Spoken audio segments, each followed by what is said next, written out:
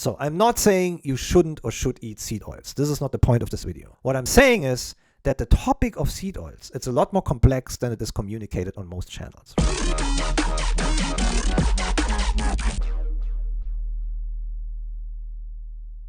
If you found yourself wondering what seed oils are or why people are swapping out seed oils, or if you swapped out seed oils yourself, or if you even listened to some of the misinformation about seed oils out here and the widespread lies, this video is for you. We're going to learn the truths and not the disinformation surrounding seed oils so that you can make better decisions for yourself. And to do this, we break this video down into 5 sections. In section number 1, we're going to look at the extraction methods of seed oils. We're going to ask the question, are actually all seed oils chemically extracted?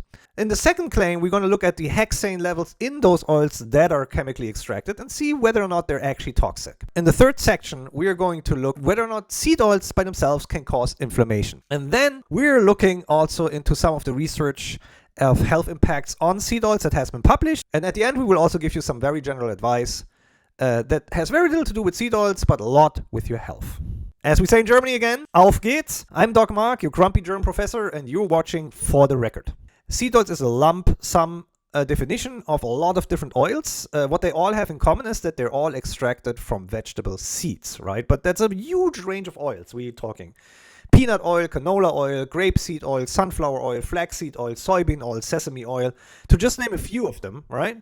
One of the big claims is that all of those oils are extracted using hexane. Hexane is usually a solvent that is applied after mechanical extraction steps of not just seeds, but other oils as well. You have soybean oils, sesame oils, corn oils, and canola oils that are often involved with an extraction step with hexane. The same is true for non-seed oils like palm oil, for example, one of the most used oils on the planet, right? Palm oil often also includes a hexane extraction step. So the question is, how do you avoid that? Well, hexane, for example, is not allowed in organic processed foods, right? So an organic version of that oil, for example, an organic canola oil, they are all extracted without using chemical processes, right? They're typically mechanically extracted. And then on the other hand, most of the flaxseed oils or grapeseed oils or even some of the peanut oils are typically not chemically processed, right? They're only mechanically processed. Instead of saying seed oils are chemically extracted, the truth would sound more like this. Some vegetable oils are only mechanically extracted. Some extraction methods also use chemical extraction steps using hexane. Organically processed oils have non-chemical extraction at all. That would be a good start of a conversation. Let's talk about the second portion of this. The constant exposure of high levels of hexane can lead to neurological damages. This is why people who work with adhesives, solvents, or paints that contain hexane have to wear personal protective equipment because they're constantly exposed to high levels of hexane. During oil processing, hexane is removed in several removal steps. So those removal steps rely on the high volatility of hexane at relatively low temperatures. Can we still find residues of hexane in oils? Yes. Keep in mind, we're not talking only seed oils. We're talking every oil that has been extracted using hexane. We are also talking very small traces of hexane. We're talking milligrams per kilogram of oil. I'm not saying this is not a concern, okay? What I'm saying is that we don't know whether or not those small amounts of hexane have an impact on your health. Hexane is used in many extraction processes, not just for oils. That's also something you need to consider, right? Natural flavors. Many of your oils in your nutraceuticals or in your supplements or protein powders or natural herb oils, all of them can rely on hexane extraction. It's a very, very widely used tool in the food industry. Now, we can have a discussion whether or not this is a good or a bad thing, and we can have a discussion whether or not we should replace that tool. And in fact, there's a lot of research going on to replace hexane extraction. Some governments, especially in the European Union, in fact, are looking again into clinical studies on the impact of microdoses of already ingested hexane. The gist of the thing here is that we don't have any sufficient data yet on the impact of hexane traces, the small amounts of hexane that we find in oils, on human health. Remember, hexane is not used in all seed oils, and it is also used in some vegetable oil. If you want to avoid hexane, a good way to do this is to choose organic oil products, right? Now, let's go to the next point, which is the big point. Seed oil consumption will lead to inflammation because of the high omega-6 fatty acid content, right? It is true that seed oils have omega-6 fatty acids and that some seed oils have a pretty high profile of omega-6 fatty acids, right? But it's such a diverse group of oils. Seed oils can provide all kinds of different fats. Like, for example, I always take canola oil as an example. Canola oil has all kinds of fats, omega-3, omega-6, and omega-9. Actually, the majority of canola oil is omega-9 fatty acids, which is a monounsaturated fat, right?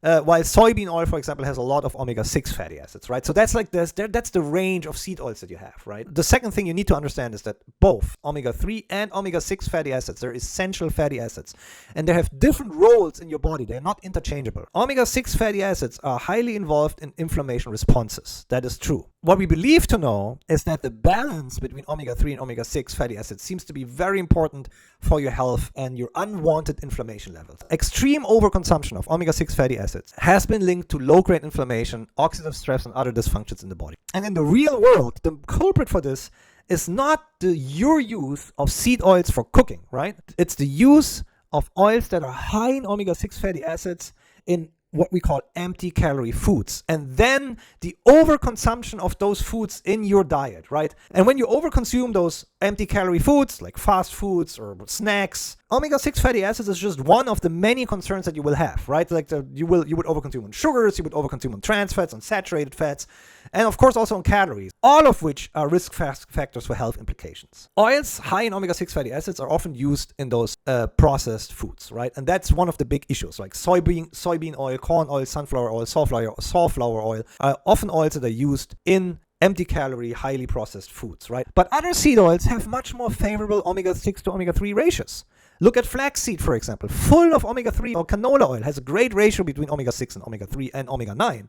Or even peanut oil and sesame oil that don't have any omega-3 but relatively low levels of omega-6 PFAS are great oils to use. See, there's a very diverse group of oils, and you really need to look at the fat profile and at your entire diet to make the judgment call whether or not you're over-consuming omega-6 fatty acids, right? One thing that a lot of people, I think, get wrong about nutrition, foods that we're eating, is composed of hundreds of compounds, many of which are bioactive, right? So there's no completely bad or completely good food, right? And of course, that's also true for seed oils and your omega-6 fatty acid rich foods, right? Some seed oils can be very rich in antioxidants, vitamins, and phytonutrients, and can be part of a healthy diet, you know, depending on what the rest of your diet looks like. Rapeseed oil, for example, has been studied quite extensively. It seems to have anti-cancer properties, seem to have anti-inflammatory applications, right? And this is due to a wide variety of active compounds that also can be found in grapeseed oil. And that is also true for other seed oils. Sesame oil is it's full of antioxidants, vitamin E, and sesamin, for example. So there are a lot of healthy things in oils, seed oils and non-seed oils, that we can make use of in our daily lives, right?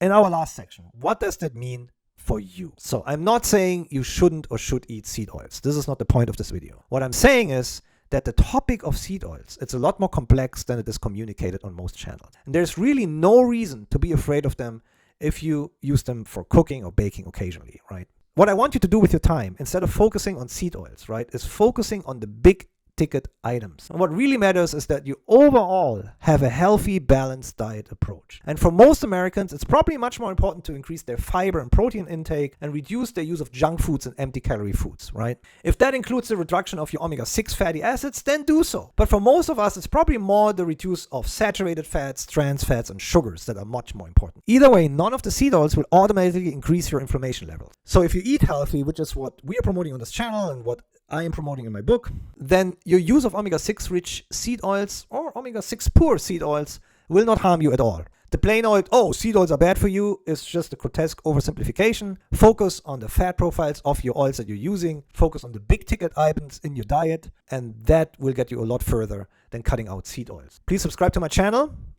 It really goes a long way. I appreciate every single one of you who has already subscribed. It really helps me keep going and means the world to me. And until next time, I'm out.